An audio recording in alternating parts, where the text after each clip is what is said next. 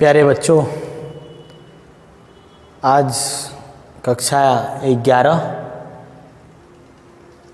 के भौतिक विज्ञान के क्लास में आपका एक बार और स्वागत है। प्यारे बच्चों, इसके पहले हम लोग मोशन इन स्ट्रेट लाइन पर चर्चा किए और उसके आंकिक प्रश्न के बारे में देखा। अब हमें अगले चैप्टर, अगले टॉपिक वेक्टर एनालिसिस, सदिश विश्लेषण पर चर्चा करनी है। आज हम सदिश के बारे में पढ़ेंगे और उसका विश्लेषण करेंगे। तो हम सबसे पहले ये जानते हैं कि जो क्वांटिटीज होती हैं वो कितनी होती हैं। मैंने आपको एक बार और इसके बारे में बताया है। इसके पिछले चैप्टर में मैंने बताया था कि जो क्वांटिटीज होते हैं वो रिप्रेजेंटेशन के आधार पे दो होते हैं, तीन होते हैं। पहला जो था वो था वेक्टर क्वांटिटीज, और जो दूसरा था वो था स्केलर क्वांटिटीज,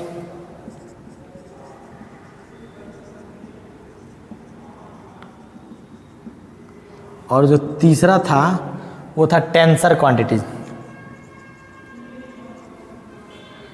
क्वांटिटीज।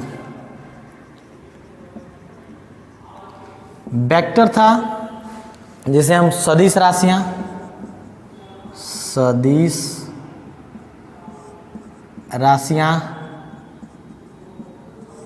और जो दूसरे नंबर पे है उसे हम अदिश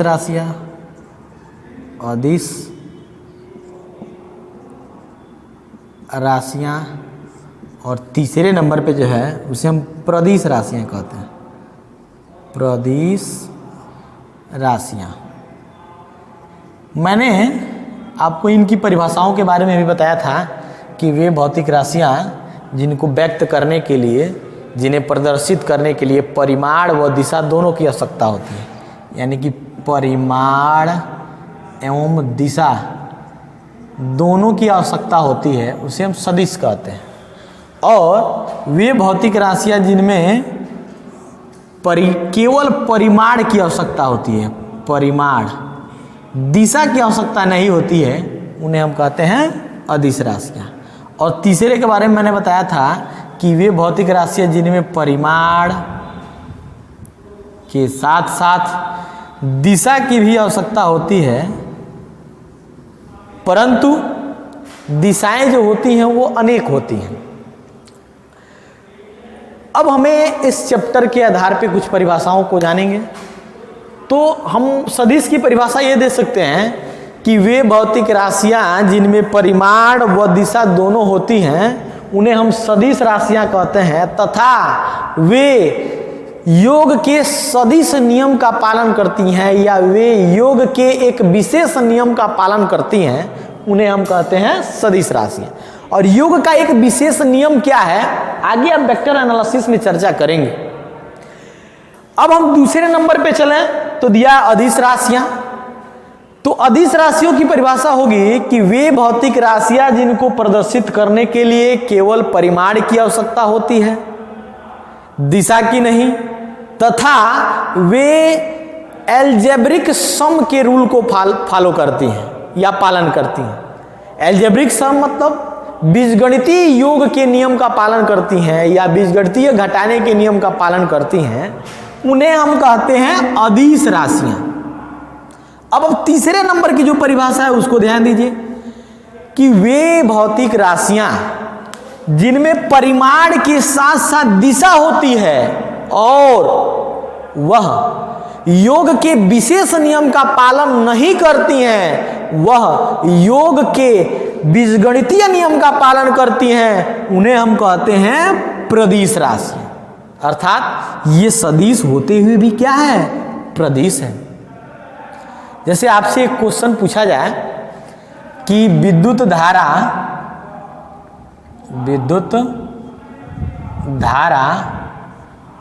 राशि है और उसमें आपको चार ऑप्शन दे दिया गया सदिश, दूसरा ऑप्शन दे दिया गया अदिश, और तीसरे नंबर का ऑप्शन दे दिया क्या कि सदिश एवं अदिश दोनों, और जो चौथे नंबर का है उसको ये कह दिया जाए कि प्रदिश। तो इसके आंसर में हम प्रदिश को चुनेंगे। विद्युत धारा जो है वो कौन सी राशि है? तो प्रदिश राशि है। लेकिन यदि इस ऑप्शन को न दे करके यहां दे दे इनमें से कोई नहीं, तब उस समय आप कौन सी राशि को चुनेंगे, इस पे ध्यान दीजिए। तो जो विद्युत धारा है उसमें दिशा और परिमाण दोनों होता है, लेकिन वो सदिश योग के नियम का पालन नहीं करती हैं, तो उस स्थिति में आप उसे अदिश कहेंगे। इनमें से कोई को चूज नहीं करेंगे, दोनों को चूज नहीं करेंगे। आप उस स्थिति में, उस परिस्थिति में इसका जो आंसर होगा उसे आप लिखेंगे कि नंबर 2 का ऑप्शन सही है, और वो कौन सी राशि है? अदिश राशि है। परंतु यदि ऑप्शन में अगर प्रदिश राशि दिया है तो आप प्रदिश राशि को चूज करेंगे। तो मैंने आपको सदिश, अदिश और प्रदिश के बारे में बताया। अब हम सदिशों, चूंकि चैप्टर का नाम है सदिश विश्लेषण, हमें इस चैप्टर में सदिश का केवल विश्लेषण करना है। तो हम अगले टॉपिक की तरफ चलते हैं, और अगला टॉपिक होगा रिप्रेजेंटेशन ऑफ वेक्टर्स।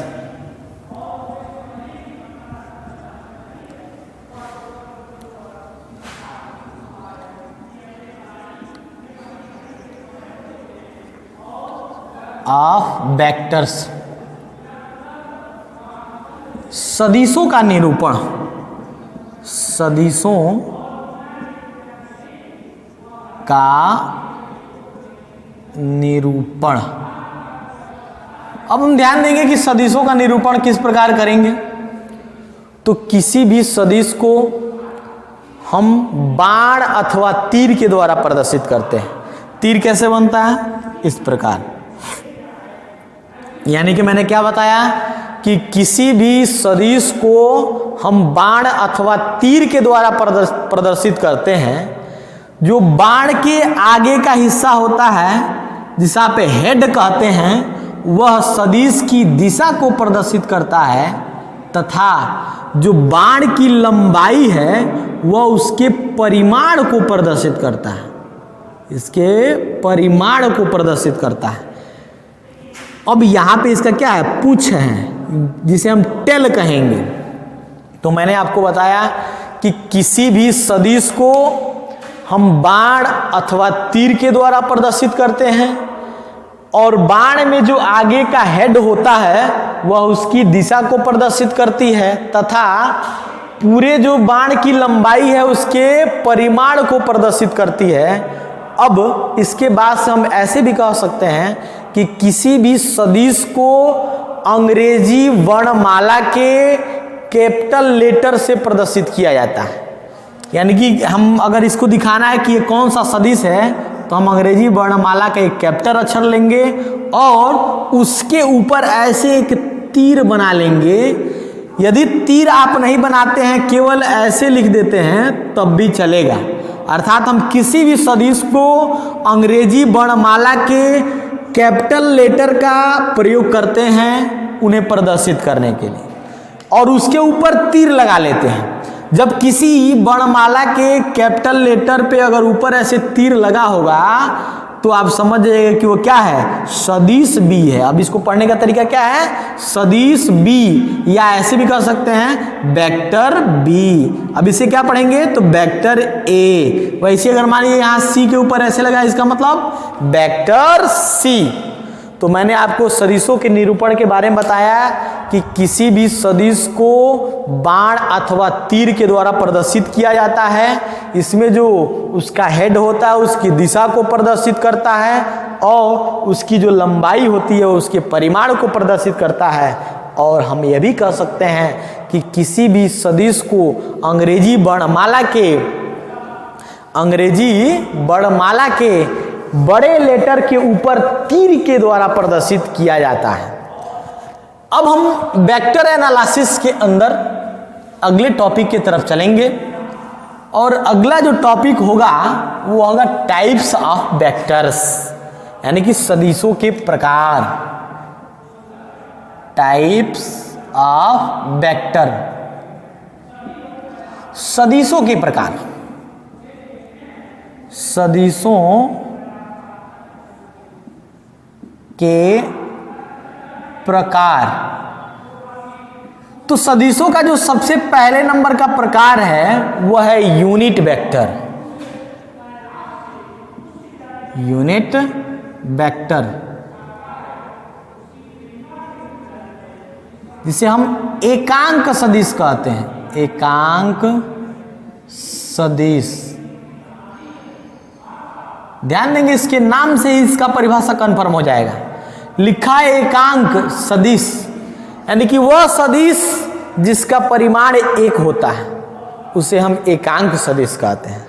वह सदिश जिसका परिमाण एक होता है उसे हम एकांक सदिश कहते हैं। और एकांक सदिश को कभी भी हम एक ऊपर कैप लगा करके प्रदर्शित करते हैं। जैसे मान लीजिए कि अगर B है और B के ऊपर लिखा गया है कैप, ऐसे मतलब आप समझिएगा कैप B। इसको पढ़ने का तरीका क्या है? कैप B या यूनिट वेक्टर B। जैसे मान लीजिए A है, इसके ऊपर ऐसे कैप लगाया गया है, इसका मतलब इसको क्या पढ़ेंगे? तो पढ़ेंगे यूनिट वेक्टर A। ठीक वैसे ही अगर मान लीजिए C है, इसके ऊपर ऐसे कैप लगा है तो इसको क्या पढ़ेंगे? तो पढ़ेंगे यूनिट वेक्टर C। अब हम ध्यान दें थोड़ा सा अगले इसको हम डिस्क्रिप्शन करते हैं, इसको हम विस्तार से समझते हैं। देखिए किसी भी सदिश को हम कैसे व्यक्त करते हैं उसको थोड़ा समझिए।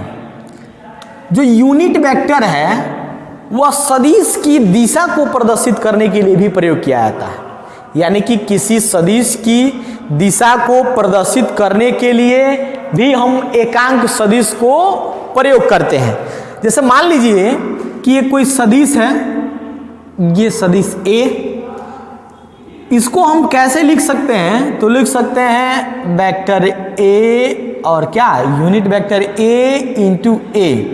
मतलब सदिश की परिभाषा क्या है, हमने क्या बताया था उसको थोड़ा ध्यान दीजिए, उस पर गौर करेंगे। सदिश की परिभाषा मैंने आपको बताया था कि वे राशियां जिनमें परिमाण व दिशा दोनों होती हैं उन्हें हम सदिश कहते हैं। तो ये आपका ऑलरेडी दिखाई दे रहा है, ये आपका क्या हो गया? ऊपर वाली दिशा को प्रदर्शित कर रहा है तीर, और नीचे परिमाण हो गया। एक ही में अगर हमको व्यक्त करना है तो, और यदि उसको अगर हम विस्तार रूप में व्यक्त करना चाहें तो वो ऐसे होगा, ऐसे, यानी कि एक A और उसके ऊपर कैप लगा है, मतलब ये क्या है? एकांक सदिश है। क्या है यह? एकांक सदिश। और ये जो एकांक सदिश है यह सदिश A की दिशा को प्रदर्शित कर रहा है, और जो A है वह उसके परिमाण को प्रदर्शित कर रहा है। अर्थात हम किसी भी सदिश को अगर हमको डिस्क्रिप्ट करना होगा, यानी कि हम ऐसे करेंगे वेक्टर B बराबर क्या लिखेंगे? तो unit vector B into B। मतलब कि यहाँ जो वेक्टर B है उसका यह क्या है? एकांक सदिश है। और ये किसके लिए प्रयोग किया गया है? तो इसकी दिशा के लिए प्रयोग किया गया है। और ये क्या है इसका? तो परिमाण है। जैसे मान लीजिए कि मैंने यहाँ एक सदिश को ऐसे व्यक्त किया। अब हम यहां से करें क्या? इसका मान निकालें। तो कैप A इक्वल टू क्या हो जाएगा? होगा वेक्टर A अपान A। यदि हम यहां से मान लें A बराबर 1, तो इसलिए कैप ए इक्वल टू होगा vector A upon 1, therefore unit vector A equal to vector A. थोड़ा ध्यान दीजिए कि ये जो वेक्टर ए है वह यूनिट वेक्टर ए के बराबर हो गया। किस परिस्थिति में? तो जब इस सदिश का परिमाण क्या लिया गया है? एक लिया गया है। अर्थात एकांक सदिश हम किसे कहेंगे? तो वह सदिश, ध्यान दीजिएगा यहां से, जो मैंने परिभाषा आपको बताया यहीं से कंफर्म होगा। मैंने आपको बताया कि वह सदिश जिसका परिमाण एक होता है उसे हम क्या कहते हैं? एकांक सदिश कहते हैं। कि वह सदिश जिसका परिमाण एक होता है उसे हम एकांक सदिश कहते हैं। तो आप लोगों ने एकांक सदिश के बारे में जाना। अब हम इसके अगले पार्ट यानी कि सदिशों के जो दूसरे प्रकार हैं उसके बारे में जानते हैं। और सदिशों का जो दूसरा प्रकार है वह है orthogonal unit vector. Orthogonal unit vector यानी कि लंब कोणीय एकांक सदिश। लंब कोणीय एकांक सदिश। थोड़ा ध्यान दीजिए, लंब कोणीय एकांक सदिश क्या होगा? तो हम इसकी परिभाषा देंगे कि अक्षों के लिए प्रयुक्त एकांक सदिश लंब कोणीय एकांक सदिश कहलाते हैं। अब अक्ष क्या होते हैं? तो आपको पता होगा निर्देशांक ज्यामिति में कि अक्ष आपके एक्स अक्ष और वाई अक्ष होते हैं।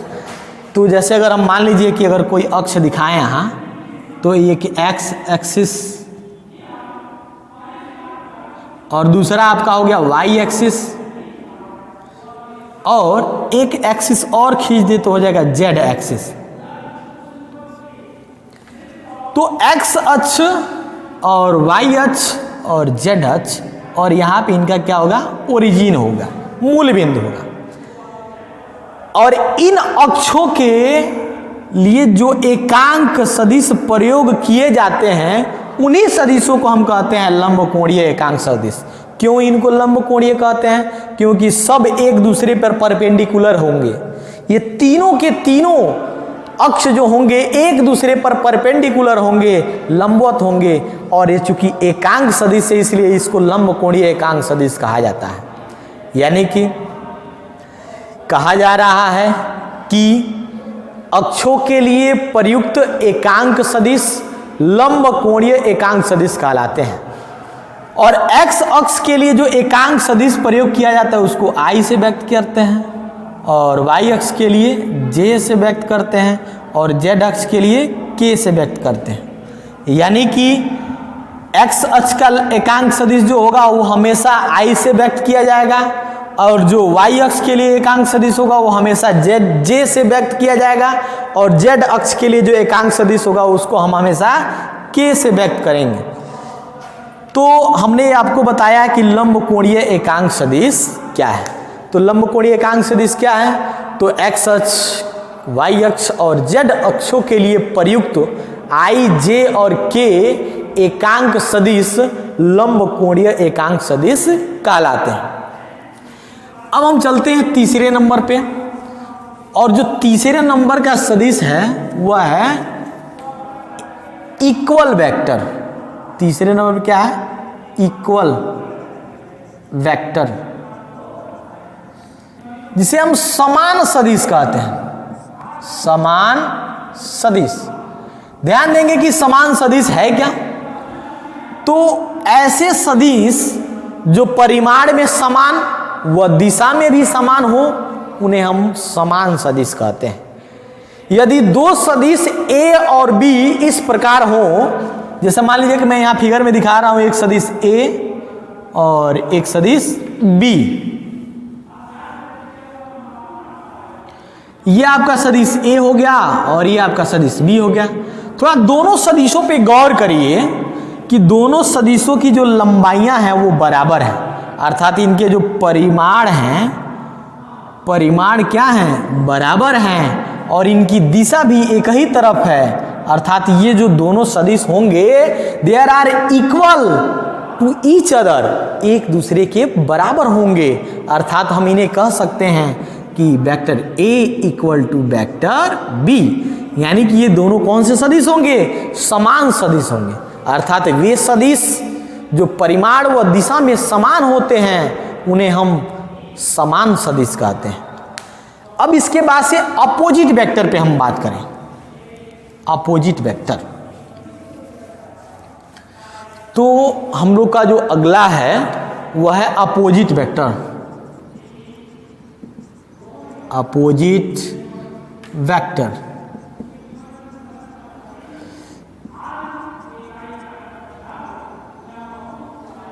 इसे हम विपरीत सदिश कहते हैं।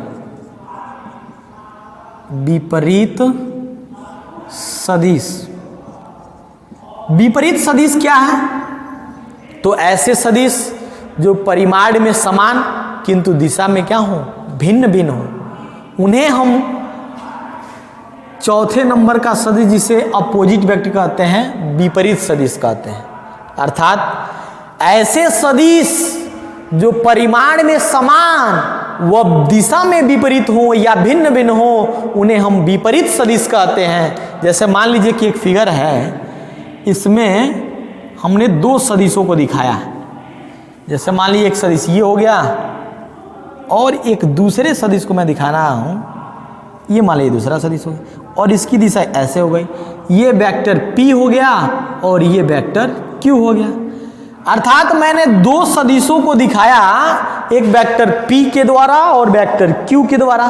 थोड़ा इन दोनों को गौर से देखिए। इस सदिश का परिमाण इस सदिश के परिमाण के बराबर है, किंतु इसकी दिशा इसकी दिशा के समान नहीं है, अर्थात हम इन्हें क्या कहेंगे, विपरीत सदिश कहेंगे।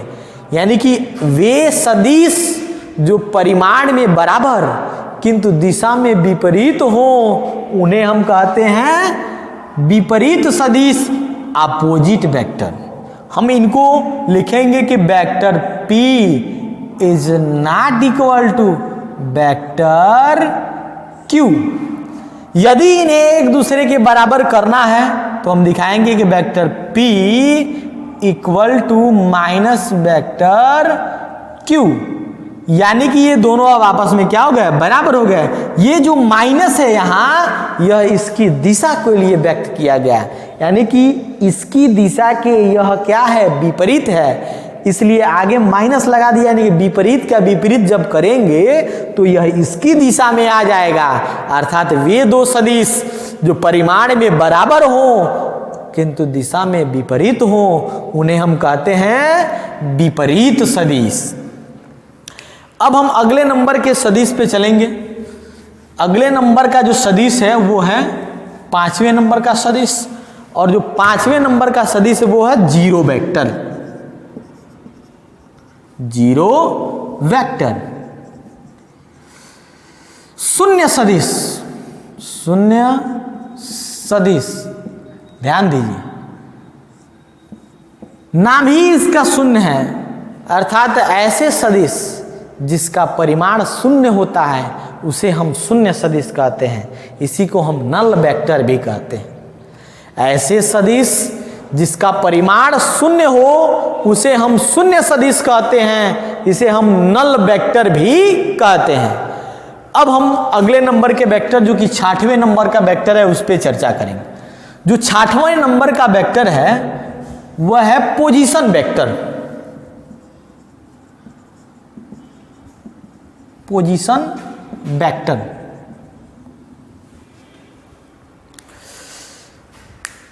तो ध्यान देंगे कि पोजीशन वेक्टर क्या है, जिसे हम स्थिति सदिश कहते हैं।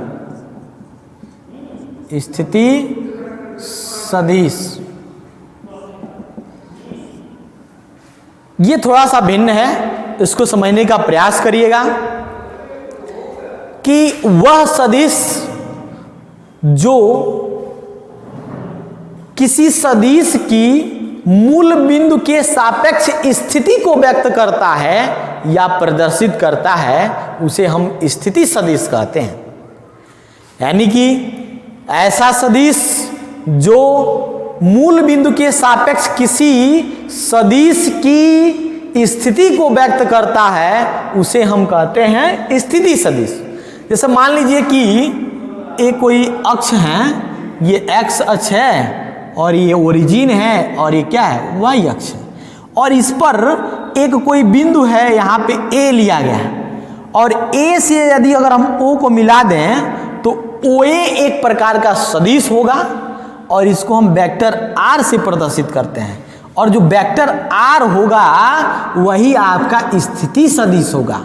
यानी कि वह सदिश जो किसी सदिश की मूल बिंदु के सापेक्ष स्थिति को व्यक्त करता है या प्रदर्शित करता है, उसे हम कहते हैं स्थिति सदिश, पोजीशन वेक्टर।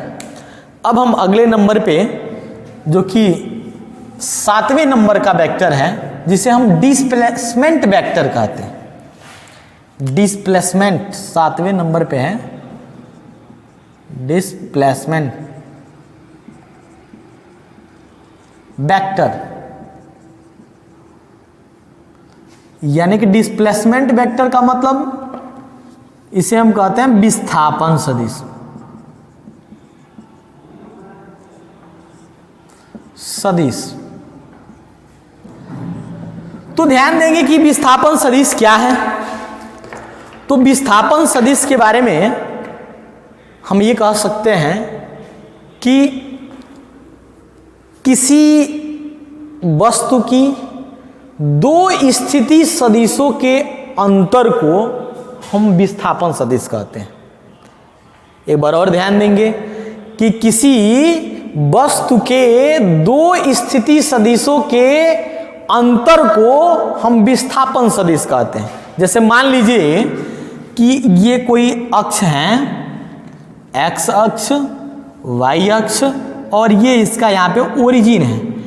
एक कोई वस्तु है जो पहले बिंदु ओ पर है, बिंदु ए पर है, और वह वस्तु बिंदु ए से चलकर बी पर चला गया। पहले वह बिंदु ए पर है, ए से चलकर ओ बी पर चला गया।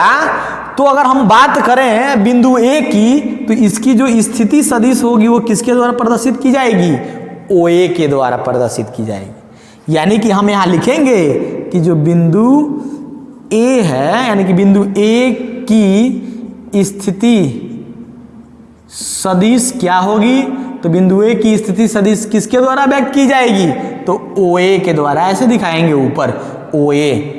और वही अगर हम बात करें बिंदु बी की, तो बिंदु बी की जो स्थिति सदिश होगी वह क्या होगी, तो बिंदु बी की स्थिति सदिश हो जाएगी। अब हम बी को ओ से मिला दें, क्योंकि स्थिति सदिश की परिभाषा में मैंने आपको बताया था कि मूल बिंदु के सापेक्ष किसी वस्तु की या बिंदु की स्थिति को व्यक्त करने के लिए जिस सदिश का उपयोग करते हैं उसी को हम कहते हैं पोजीशन वेक्टर, स्थिति सदिश। तो अब हम इसको भी मूल बिंदु से मिलाएंगे। ये आपका क्या हो गया, ओ बी हो गया, ओ बी। अब ये आपका बिंदु ए है और ये बिंदु बी है। बिंदु ए और बिंदु बी को अगर हम आपस में मिला दें तो यहां पर एक सदिश मिलेगा हमें, ए से बी के लिए मिलेगा। यानी कि ए से बी तक जाने के लिए जो सदिश है उसे हम ए बी कहेंगे, और एक सदिश बी से अगर ए पर गए हैं तो उसे हम बी ए कहेंगे। तो जब यहाँ अगर हम सदिश ए बी की बात करें तो जो सदिश ए बी होगा वही आपका होगा विस्थापन सदिश। यानी कि बिंदु ए से बिंदु बी तक वस्तु कितना विस्थापन किया, और जिस सदिश के द्वारा उसके विस्थापन को अगर हम व्यक्त करते हैं उसी सदिश को हम कहते हैं डिस्प्लेसमेंट वेक्टर या विस्थापन सदिश। और यहां पर ए बी उस वस्तु के विस्थापन को व्यक्त कर रहा है, वो ये दिखा रहा है कि जो वस्तु है पहले बिंदु ए पर था, उसके बाद से वह बिंदु बी पर चला गया। अब हम इसे कैसे विस्तार करेंगे, थोड़ा ध्यान दीजिए। हम बिंदु ए से बिंदु बी तक गए हैं, तो कभी भी विस्थापन अगर ए से बी का अगर निकालना होगा तो हम दूसरे स्थिति से पहले स्थिति को घटाएंगे, यानी कि हम करेंगे क्या, लिखेंगे OB माइनस OA। यदि हम यह मान लें कि बिंदु ए पर जब वस्तु था उस समय का जो विस्थापन पोजीशन वेक्टर था वो R1 है, और जब वह वस्तु बिंदु बी पर चला गया उस समय उसका जो पोजीशन वेक्टर है वह R2 है। तो जब ए से बी तक का हमें विस्थापन निकालना है, अर्थात displacement vector A to B, इसको हम व्यक्त करेंगे किसके द्वारा, तो वेक्टर R12 के द्वारा प्रदर्शित करेंगे, और वह किसके बराबर होगा, तो होगा vector R2 minus vector R1। तो इस प्रकार से हम विस्थापन सदिश को समझ सकते हैं। तो प्यारे बच्चों, आज की क्लास में बस इतना ही। इसके आगे की क्लास में हम नेक्स्ट डे मिलेंगे, तब तक के लिए धन्यवाद।